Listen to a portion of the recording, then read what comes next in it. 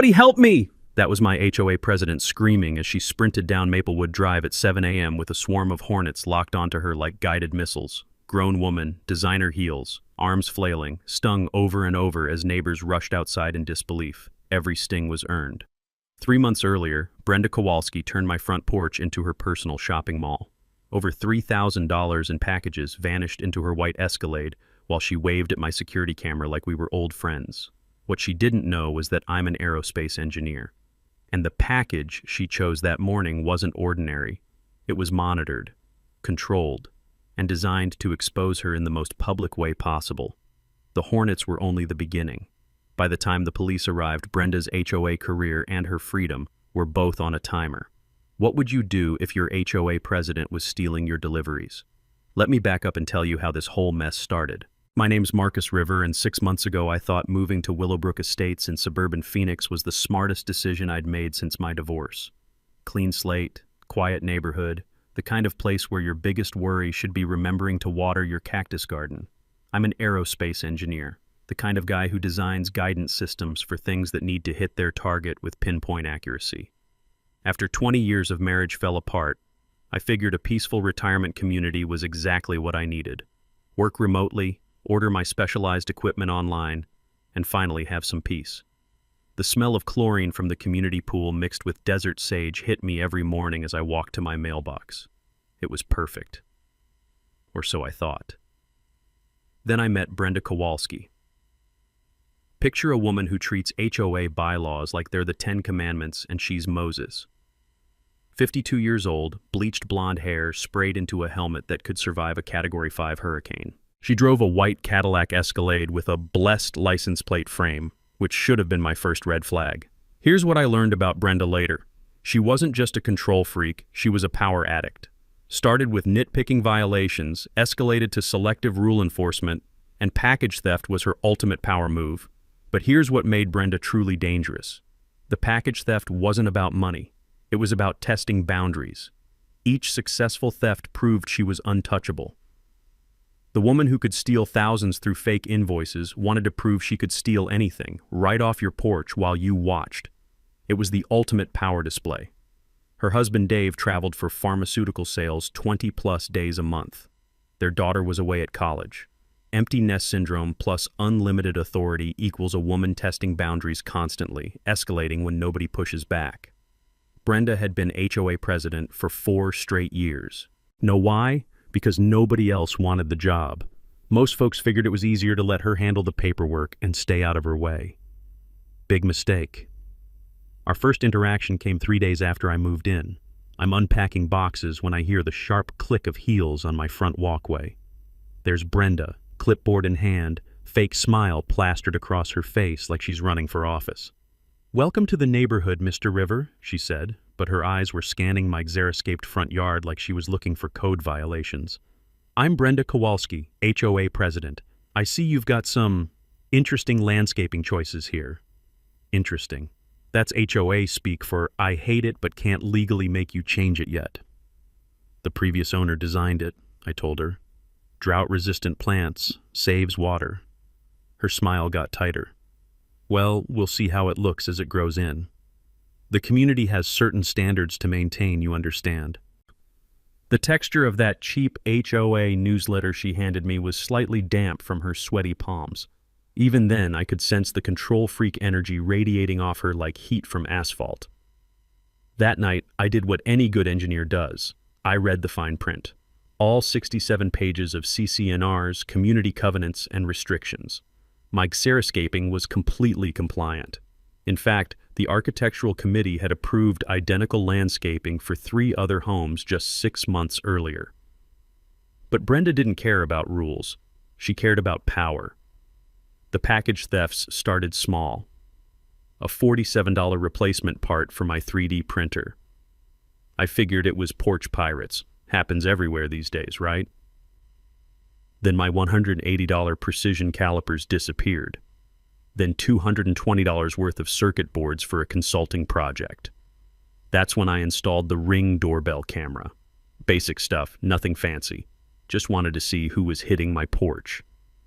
The footage told an interesting story. Packages disappeared only on weekday mornings between 9 and 11 a.m. Only when Brenda's Escalade was parked in her driveway. Only when her husband Dave was out of town on his pharmaceutical sales trips. But here's the thing that really got my attention. She wasn't just grabbing packages and running. This woman was examining the shipping labels first, weighing them in her hands like she was shopping at the grocery store, picking and choosing what looked valuable enough to steal. The day I caught her red-handed changed everything. I'm working in my home office when I see her white Escalade pull up to my mailbox. Brenda gets out, walks straight to my porch, picks up a package containing $350's worth of microprocessors for a defense contract, and starts walking back to her car. I threw open my front door. "Excuse me, Brenda, that's my package." She froze like a deer in headlights, clutching my property against her chest. For about 3 seconds. Then that fake smile came back. "Oh, Marcus, I was just checking this for you. Sometimes packages get misdelivered, and as HOA president, I like to make sure everyone gets their items safely." The woman was standing next to my mailbox, which clearly displayed my house number, holding a package addressed to Marcus River at my exact address. But she doubled down on the lie. "I'll just take this to the office for safekeeping until you get home." That's when I realized this wasn't about packages. This was about power, control, and a woman who'd gotten so comfortable stealing from her neighbors that she thought she could lie her way out of anything. I held out my hand. "I'm home now. I'll take it." She handed it over, but I could see the calculation in her eyes. How dare this new resident question her authority? How dare he not play along with her obvious lies? 2 days later, I got my first violation notice. Non-conforming xeriscaping inconsistent with community aesthetic standards. $50 a day until corrected. Now the war was officially on. Brenda's first big mistake was thinking she could bully an engineer who had way too much time on his hands and serious trust issues from a messy divorce. Her violation notice cited CCNR Section 4.7 about landscaping promoting community aesthetic standards. So I did what any logical person would do. I read Section 4.7, then I read it again, then I cross-referenced it with the Architectural Committee minutes from the past 2 years. Know what I found? The exact same xeriscaping design had been approved for 3 other homes in 2023. Sarah Martinez on Cottonwood Lane, the Johnsons on Desert View Drive. Even Brenda's next-door neighbor had identical drought-resistant landscaping that she'd never said a word about. I spent the next week documenting everything. Printed photos of every similar yard in the neighborhood, pulled property records showing when landscaping was installed, found the original Architectural Committee approvals, even discovered that Arizona state law encourages xeriscaping for water conservation. The smell of toner and fresh paper filled my home office as I printed enough evidence to choke a horse. My coffee maker worked overtime during those 5 a.m. research sessions, the bitter aroma mixing with my growing determination to beat this woman at her own game. Then I learned something interesting about Arizona HOA law. Statute 33-1903 requires that violations be reasonable and enforced uniformly. Selective enforcement can void all fines and expose board members to personal liability for harassment. Here's the takeaway. If your HOA only enforces rules against people they don't like, they've just handed you a legal sledgehammer to demolish their entire case. Armed with this knowledge, I requested a hearing with the Architectural Committee, showed up with my stack of documentation, and laid it all out. Same plants, same design, same committee that had approved identical landscaping multiple times before. The committee chair, a nervous guy named Steve who clearly wanted to be anywhere else, looked through my evidence for about 30 seconds before clearing his throat. "Well, it appears there might have been some inconsistency in how this was handled. We'll need to withdraw the violation." Brenda's face went through more color changes than a mood ring, but she couldn't argue with her own committee's previous approvals. Victory, right? Wrong. 2 days later, I got a new violation notice. Non-conforming window treatments visible from street view. Apparently my standard white mini blinds, the same ones that came with the house and matched every other house in the neighborhood, were now a community aesthetic crisis. That's when I realized this wasn't about rules at all. This was personal. Brenda had decided I was a threat to her little kingdom, and she was going to use every petty regulation in the book to make my life miserable. But here's what she didn't know about engineers. We love solving problems. And Brenda Kowalski had just become my most interesting problem yet.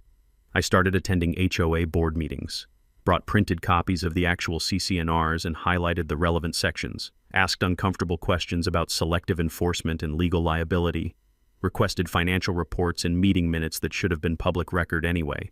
The meetings were held in the community center, a beige box that smelled like industrial carpet and broken dreams. Usually it was just Brenda and 5 residents who'd been bullied into serving on the board. After I started showing up, attendance jumped to 15, then 20 people. Turns out I wasn't the only one with Brenda problems. Sarah Martinez whispered to me after one meeting that she'd had 3 packages disappear in the past month. The elderly Johnsons mentioned that their grandson's birthday gift never arrived, even though tracking showed it was delivered. But when I suggested we discuss package security at the next meeting, Brenda shut it down faster than a casino closing time. Individual delivery issues aren't appropriate for board discussion. Residents should contact their carriers directly. She was protecting her operation, and now I knew it was bigger than just my stuff. That weekend, I upgraded my security system. Not just the basic Ring doorbell, I installed a cellular backup camera with motion detection and cloud storage. No more convenient maintenance windows when footage mysteriously disappeared. And I started ordering decoy packages. Cheap stuff made to look expensive. If someone was shopping from my porch, I wanted to give them plenty of opportunities to make mistakes. The trap was set. Now I just had to wait for Brenda's greed to outweigh her caution. 3 weeks later, my patience paid off in the most spectacular way possible. I'm working from my home office when I get a motion alert on my phone. The timestamp reads 2:47 p.m. on a Tuesday, prime theft time when most people are at work and kids are still in school. I pull up the live feed and there's Brenda, bold as brass, examining a package on my front porch. She weighs it in her hands, tilts it to her ear like she's trying to guess what's inside. Then she looks around to make sure nobody's watching and walks straight to her Escalade. No pretense about checking for the correct address this time. No fake concern about community safety. Just pure, undiluted theft caught in high-definition video with perfect lighting. The package contains $600 worth of microprocessors for a Department of Defense subcontract. In Arizona, theft over $500 is a felony. Brenda had just upgraded from petty larceny to serious prison time. I saved the footage to 3 different cloud services, emailed copies to myself, and then did what any reasonable person would do. I filed a police report. Detective Maria Santos was a 20-year veteran with the kind of no-nonsense attitude that comes from dealing with suburban crime for too long. She watched my video footage twice, shook her head, and started filling out paperwork. HOA president, huh? We see this more than you'd think. Power goes to their heads. But here's where things got interesting.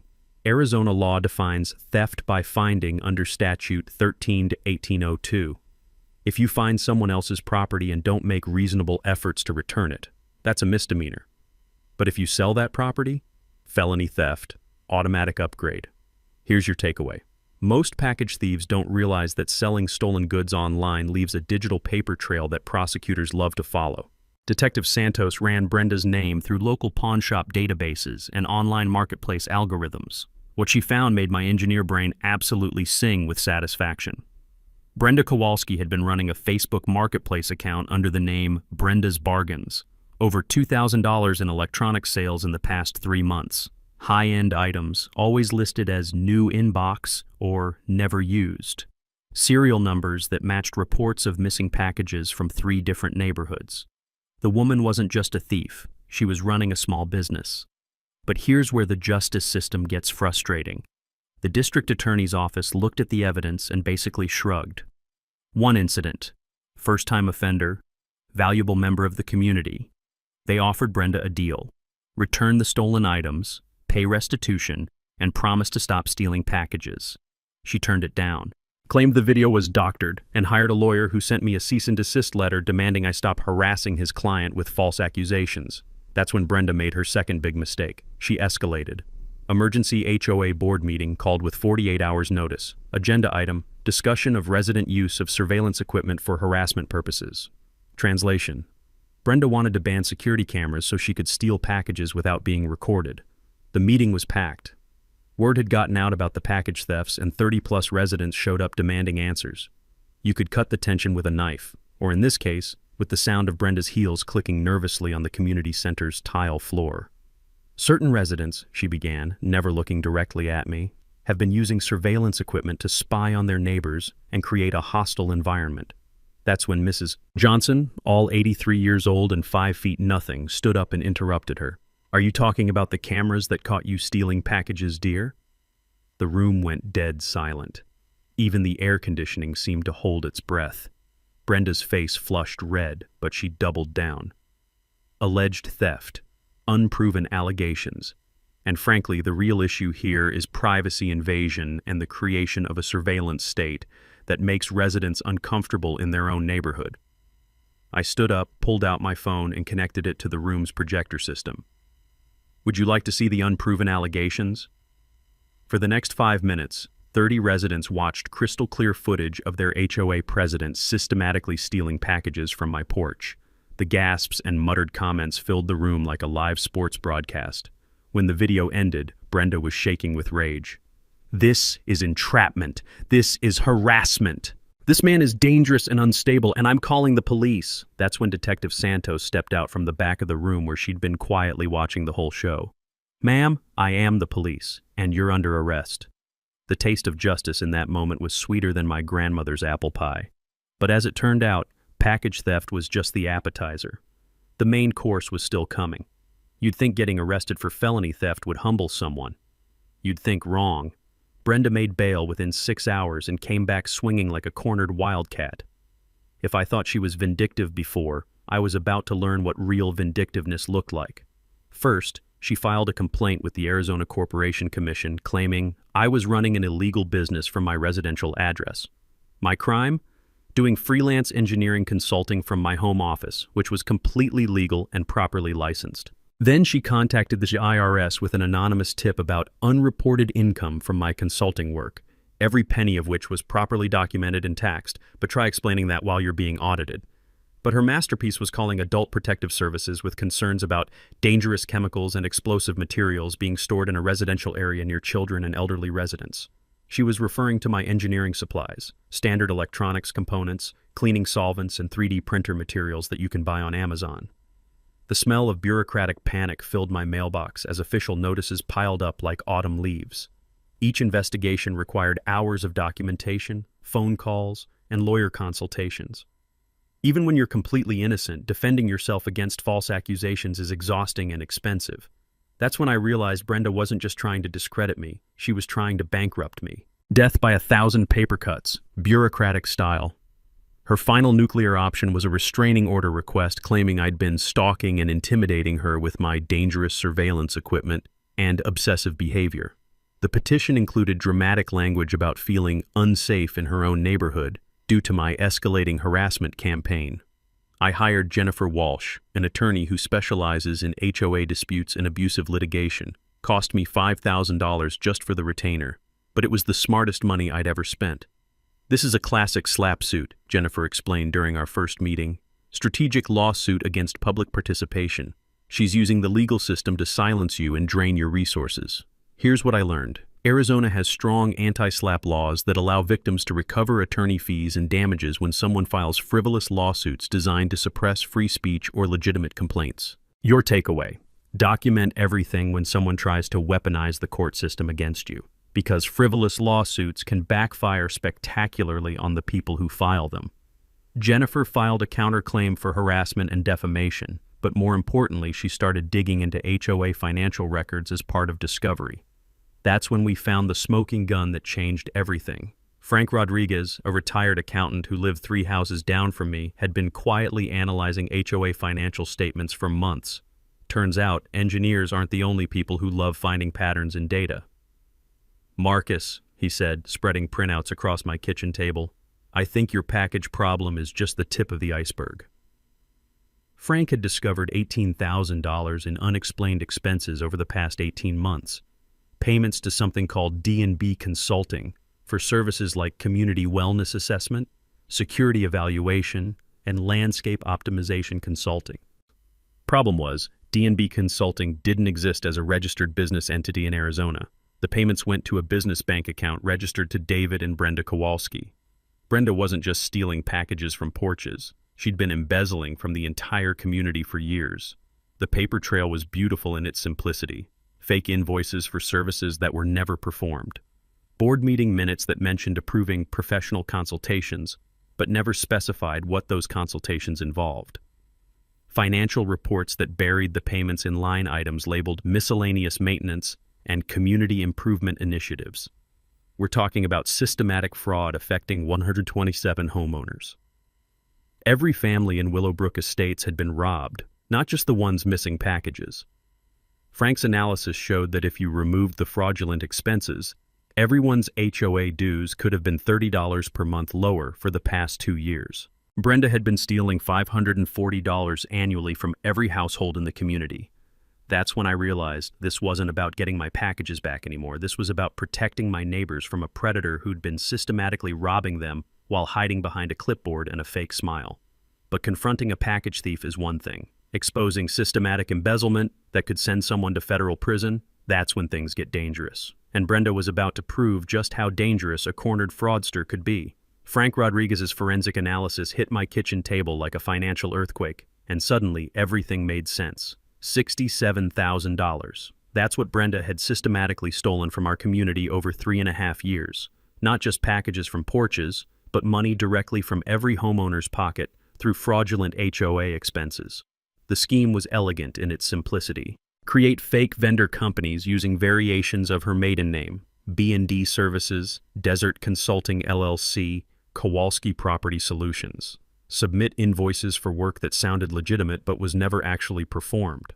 Have the invoices approved during sparsely attended board meetings where nobody asked too many questions.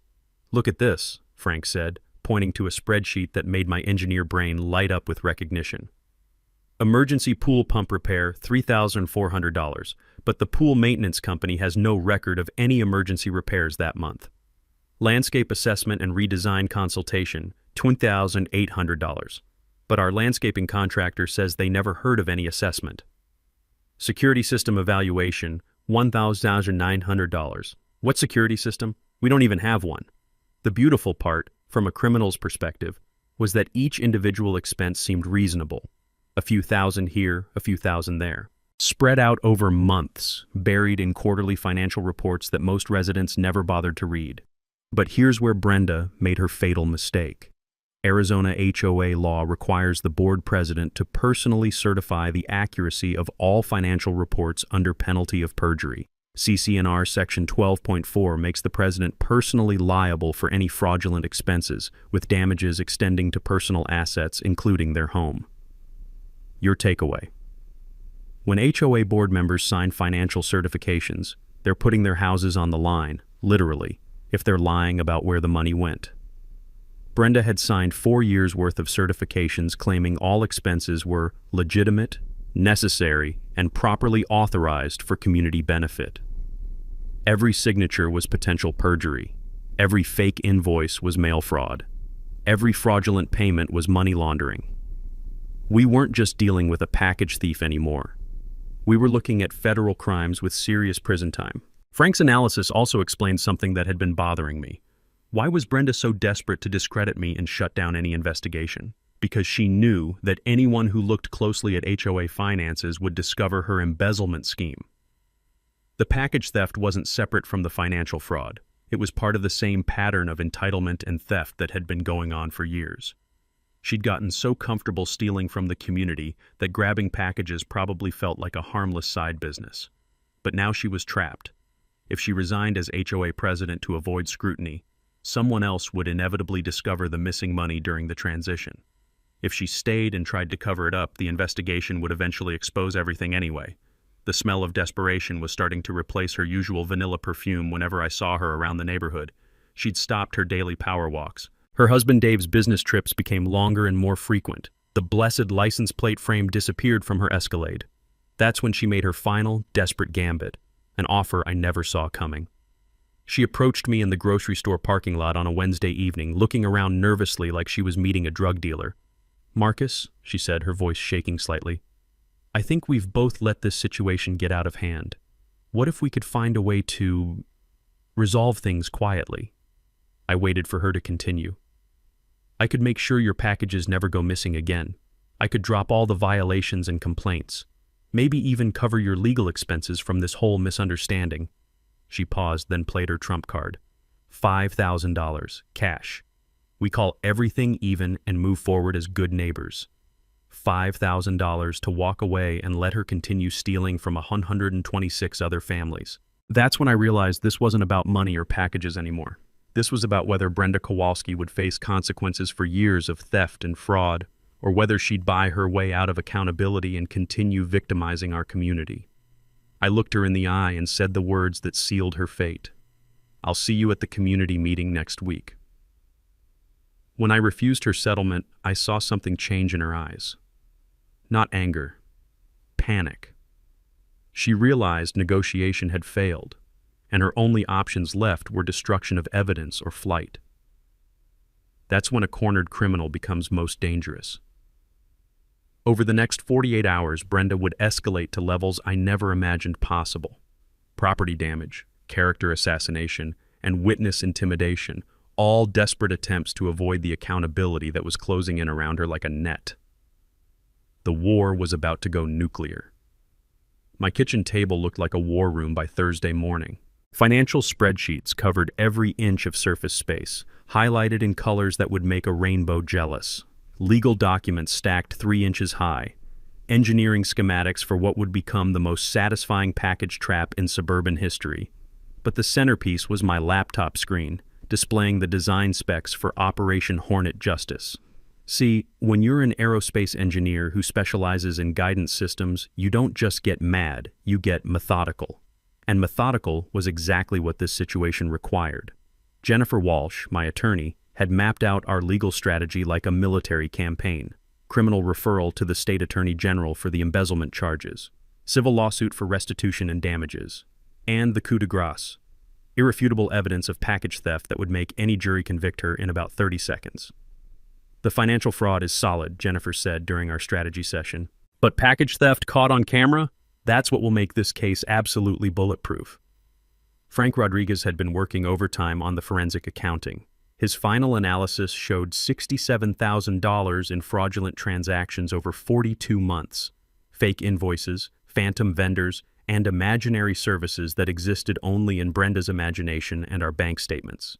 But I needed something more dramatic than spreadsheets to wake up the community, something that would force everyone to pay attention and take action. That's where my engineering background came in handy. The package would look completely ordinary from the outside. Amazon packaging, realistic shipping labels, convincing weight and dimensions. Inside, a custom-designed evidence collection system that would make CSI jealous. The GPS tracker was military-grade with triple redundancy and cellular connectivity, real-time location monitoring that couldn't be disabled by removing batteries, multiple miniature cameras with 360-degree coverage and automatic cloud uploading, audio recording equipment sensitive enough to pick up whispered conversations. Even if Brenda destroyed the package, the evidence was already uploaded to secure servers in 3 states. And the pièce de resistance, a remote-controlled release mechanism connected to a chamber containing trained hornets from a professional pest control supplier.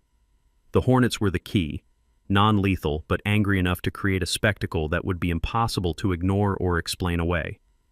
Professional pest control specialists assured me the hornets were trained for non-lethal crowd dispersal, designed to discourage, not injure. Medical team was on standby, and all safety protocols followed to ensure this remained evidence gathering, not assault. The goal was public accountability, not physical harm.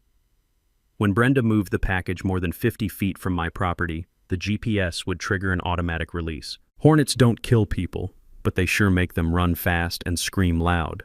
Loud enough for the whole neighborhood to witness Brenda's final moment of accountability. Sarah Martinez became my communication coordinator, managing the neighborhood WhatsApp group with the discretion of a CIA operative. Frank continued his financial investigation, uncovering new evidence of fraud almost daily. The elderly Johnsons served as our institutional memory, providing details about suspicious HOA decisions from previous years. We scheduled the trap for a Tuesday morning, Brenda's prime theft window when Dave was traveling and most residents were at work. I'd place the package at 7 a.m., then coordinate with neighbors to ensure maximum witness coverage. The smell of anticipation mixed with fresh coffee as I fine-tuned the Hornet release mechanism. Servo motors calibrated to aerospace precision standards.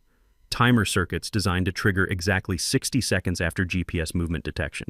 Everything tested and retested until it worked flawlessly. But this wasn't just about revenge. We were building something bigger, a model for community accountability that could protect future residents from HOA corruption. Laura Kim, an investigative reporter for Channel 12 News, had been following our story as part of a broader series on HOA fraud across Arizona. She'd be positioned nearby Tuesday morning, ready to capture whatever happened on live television. This could be the perfect example of grassroots justice, Laura explained during our background interview. Communities taking back power from corrupt officials and demanding transparency. The plan was elegant in its simplicity. Brenda steals the package. GPS triggers Hornet release. Chaos ensues. Everything gets recorded from multiple angles. Police arrive to document a woman covered in Hornet stings while holding stolen property. Game over. Monday night, I did final equipment checks while neighbors took their positions. Sarah at her front window with a smartphone camera. Frank recording from his driveway with professional video equipment. The Johnsons positioned for the perfect angle to capture Brenda's reaction. Even the Hornets seemed ready for their starring role. Professional pest control specialists had assured me they were trained for non-lethal crowd dispersal, angry enough to chase someone, docile enough to avoid serious injury. As I placed the package on my front porch at exactly 7:03 a.m. Tuesday morning, I felt the same calm focus I experienced when launching missile guidance systems. Every component tested, every variable accounted for, every possible outcome planned for. The package sat there looking perfectly innocent. Amazon Prime label, convincing weight, expensive electronics marking that would trigger Brenda's greed. Inside, cutting-edge surveillance technology waited to document her final theft. All I had to do now was wait for Brenda's predictable pattern to play out one last time. The taste of justice was already sweet on my tongue, and the Hornets hadn't even been released yet. While I was engineering the perfect trap, Brenda was escalating her harassment campaign to levels that would make a military dictator proud. It started with property damage. I discovered my drip irrigation lines had been cut with garden shears sometime during the night, destroying $800 worth of drought-resistant plants that had taken months to establish. The smell of dying desert sage mixed with my growing anger as I surveyed the deliberate sabotage. Then my car wouldn't start. The mechanic found sugar in my gas tank, enough to potentially destroy the engine if I hadn't caught it early. Someone had also superglued my mailbox lock shut, forcing me to drill it out and install a replacement. But Brenda's most creative attack was digital warfare. Fake social media accounts started popping up, targeting me and anyone who supported the financial investigation. Marcus River exposed posts claimed I was running illegal businesses, storing dangerous chemicals, and harassing elderly residents. The doctored photos were particularly impressive. Someone had photoshopped images to make it look like I had industrial equipment and chemical storage tanks in my backyard. Fake Yelp reviews claimed Willowbrook Estates was unsafe due to unstable resident with access to explosive materials. Her college-age son and his fraternity brothers started making late-night drive-bys past my house, engines revving and music blasting at 2 a.m. When I called the police, they'd be gone by the time officers arrived. Legal harassment designed to exhaust and intimidate. But her masterpiece was the attempted bribery of Frank Rodriguez. Frank called me Thursday evening, voice shaking with excitement and indignation. "Marcus, you're not going to believe what just happened." Brenda had approached him at the grocery store, acting casual while doing her shopping. Then she steered the conversation toward his financial analysis of HOA records. "You know, Frank, accounting can be so complicated," she'd said, loading organic produce into her cart like they were discussing the weather. Sometimes honest mistakes get interpreted as something more sinister. Then came the offer.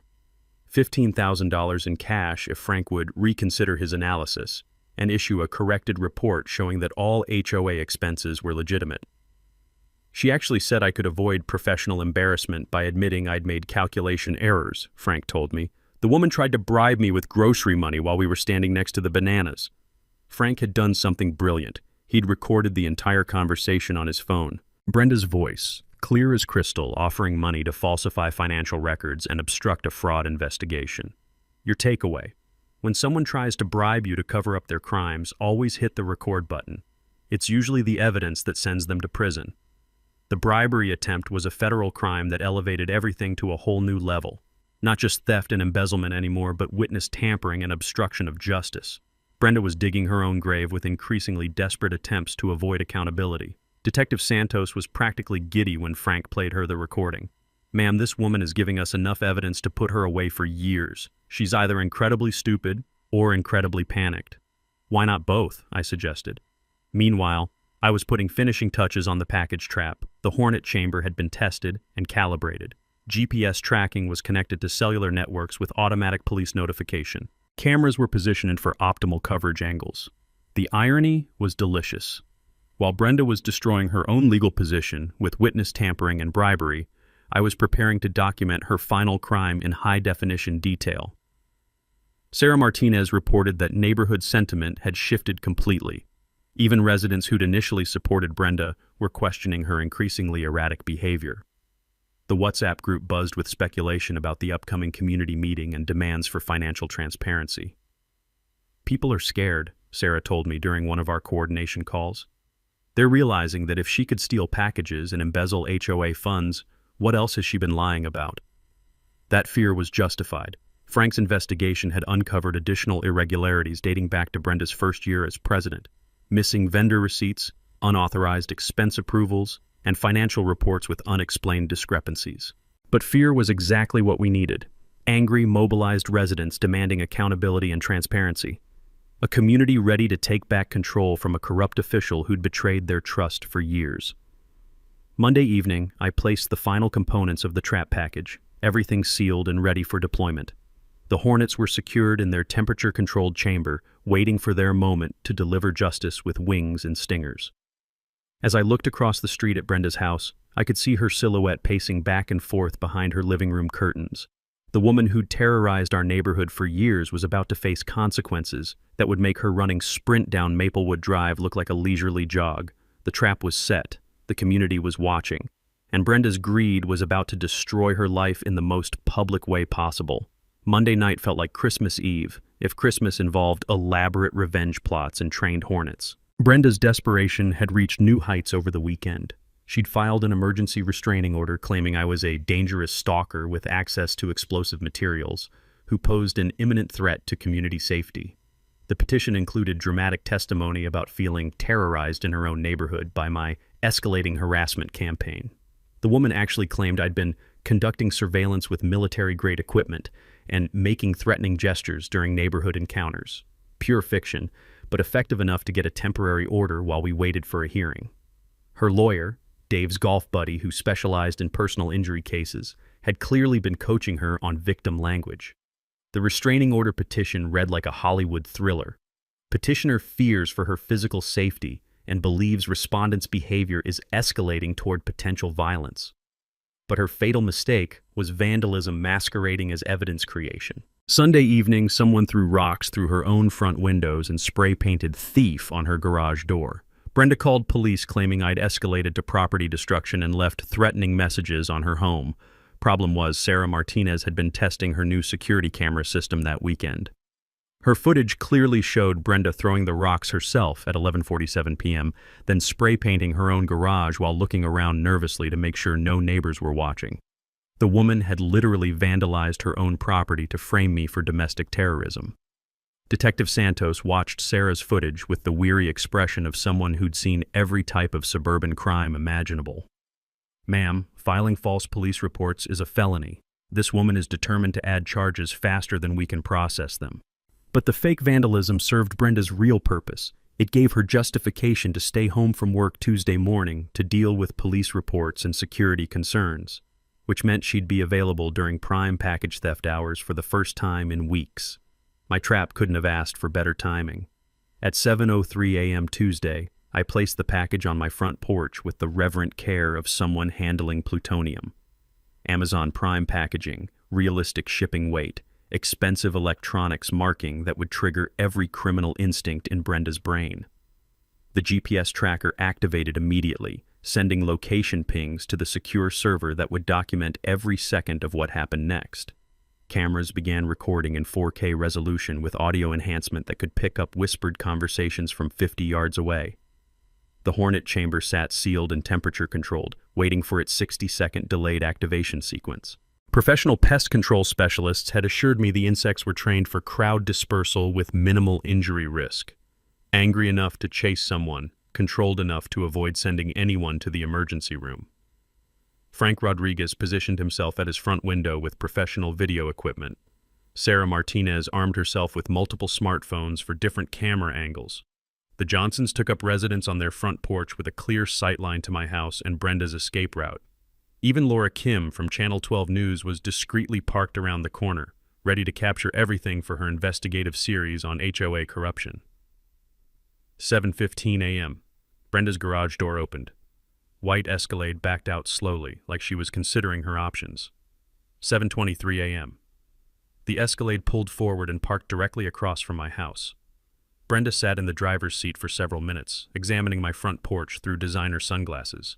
7:31 a.m. She got out of her car and began her infamous power walk past my house, slowing down to examine the package without appearing too obvious. 7:34 a.m.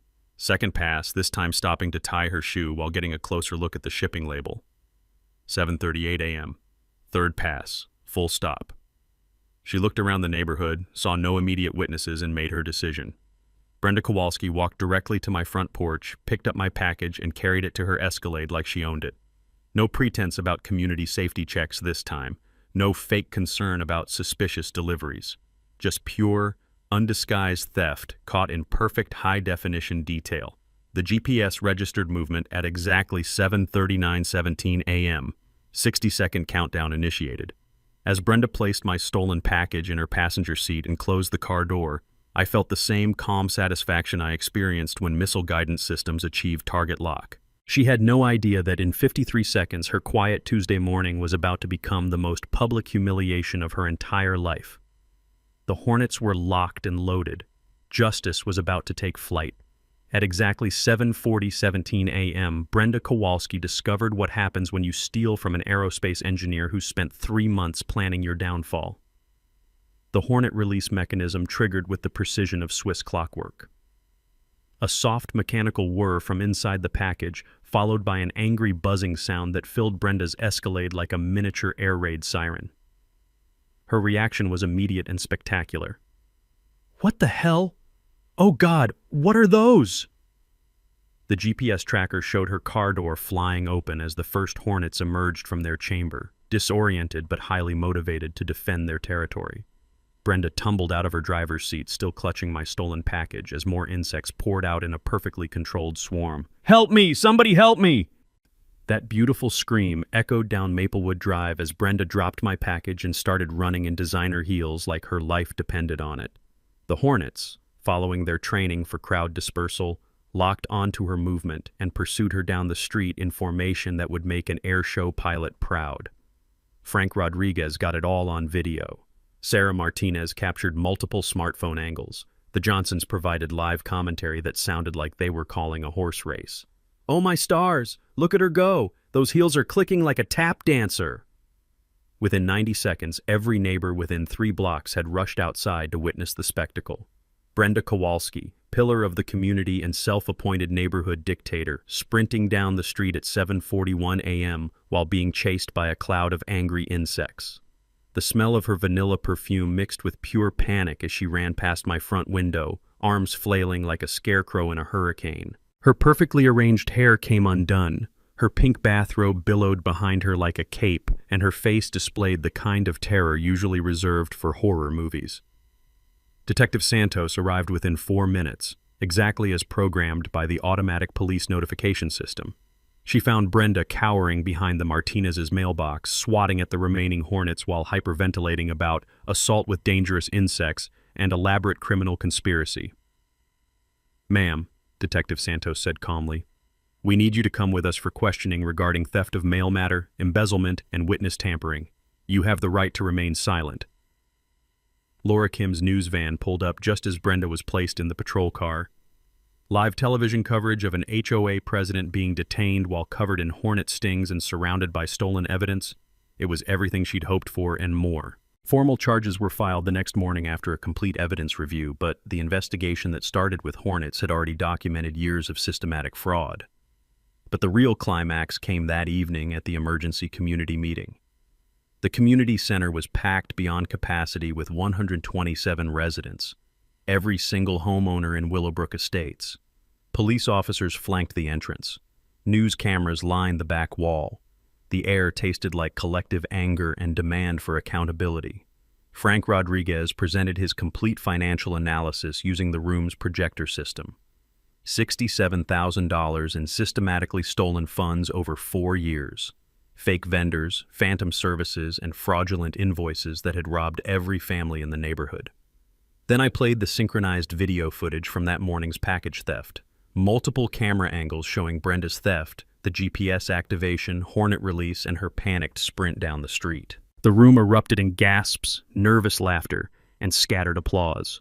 When the videos ended, I stood to address my neighbors, the same people who'd watched Brenda terrorize our community for years. 3 months ago, I thought this was about stolen packages, I said, looking around the room at faces I'd come to know and respect. But it was never about packages. It was about power, control, and a woman who thought she could steal from all of us because we were too afraid or too busy to fight back. I paused, letting that sink in. Brenda Kowalski called me dangerous and unstable. She tried to destroy my reputation and divide our community with lies and harassment. But here's what she never understood. This neighborhood is stronger than her greed. You built your own trap, Brenda. I just documented it. The standing ovation lasted 3 minutes. Unanimous vote to remove Brenda from all HOA positions and pursue maximum civil damages. Emergency board election scheduled with candidates who'd pledged complete financial transparency, as Detective Santos announced that formal charges would include embezzlement, mail theft, witness tampering, and filing false police reports. She looked back at the packed room of residents who'd taken back their neighborhood. This, she said, loud enough for everyone to hear, is what accountability looks like, and sometimes it comes with wings. 6 months later, I'm standing in the same community center where Brenda's reign of terror finally ended, watching the second annual Willowbrook Unity Festival unfold around me.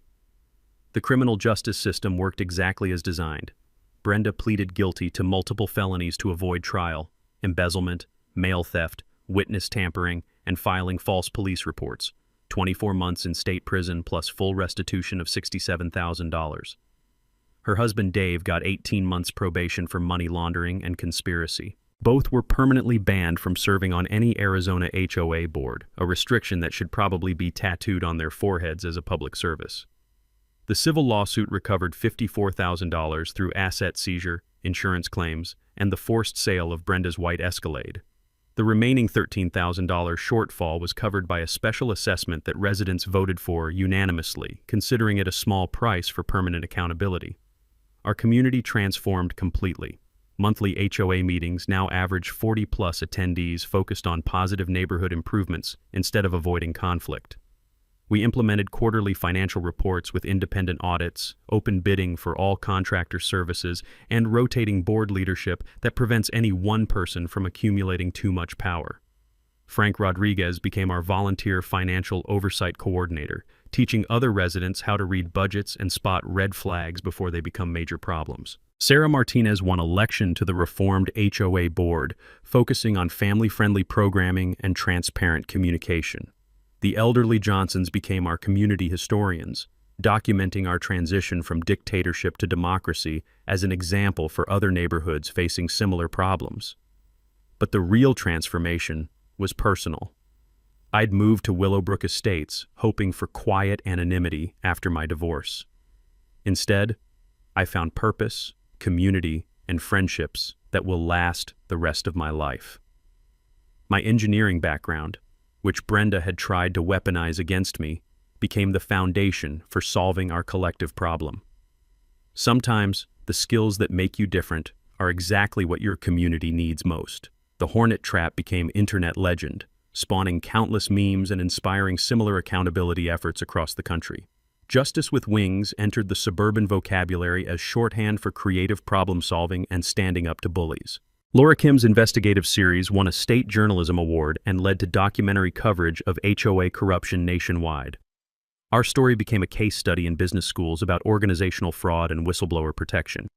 More importantly, our success influenced Arizona legislation requiring independent audits for large HOA communities and stronger oversight of board financial decisions. The Attorney General established a task force specifically to investigate HOA fraud, using our case as a training model. The recovered funds helped launch 3 community initiatives that continue benefiting residents today. The Willowbrook Integrity Scholarship provides college funding for students pursuing careers in public service, accounting, or engineering, fields requiring ethical decision-making and technical expertise. Our desert conservation project replaced water-intensive common area landscaping with drought-resistant native plants, creating a demonstration site that attracts visitors from across the Southwest. The annual Unity Festival celebrates neighborhood resilience while showcasing local businesses and community organizations. Standing here watching children play while adults discuss local issues with mutual respect and genuine collaboration, I'm reminded that the best revenge isn't getting even. It's making sure the problem never happens again. We didn't just catch a thief or expose a fraudster. We built a community that can't be stolen from, intimidated, or divided by people who mistake authority for power. The taste of justice turned out to be sweeter when shared with neighbors who'd become friends, and problems that seemed impossible alone became opportunities for collective action.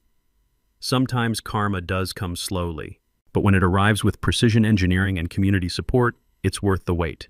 If you're dealing with HOA nightmares, neighborhood bullies, or any abuse of power in your community, remember this: documentation beats confrontation, neighbors beat dictators, and sometimes the most satisfying justice is the kind that brings people together instead of tearing them apart. Drop your worst HOA horror story in the comments below. Let's build a movement for accountability, one neighborhood at a time. And if you enjoyed watching Brenda get her comeuppance, hit that subscribe button and notification bell. Next week, my property manager was embezzling rent money until I exposed his fake maintenance scam. Trust me, you won't want to miss how deep that rabbit hole goes. Sometimes the best trap isn't one you set for someone else. It's the one they build for themselves with their own greed and lies. I just provided the documentation. Justice provided the wings. Thanks for hanging out with us on HOA Stories, where the HOA Karens meet their match. If this story had you cheering or cringing, go ahead and like the video, drop a comment with your reaction, and hit subscribe so you're ready for the next wild HOA tale.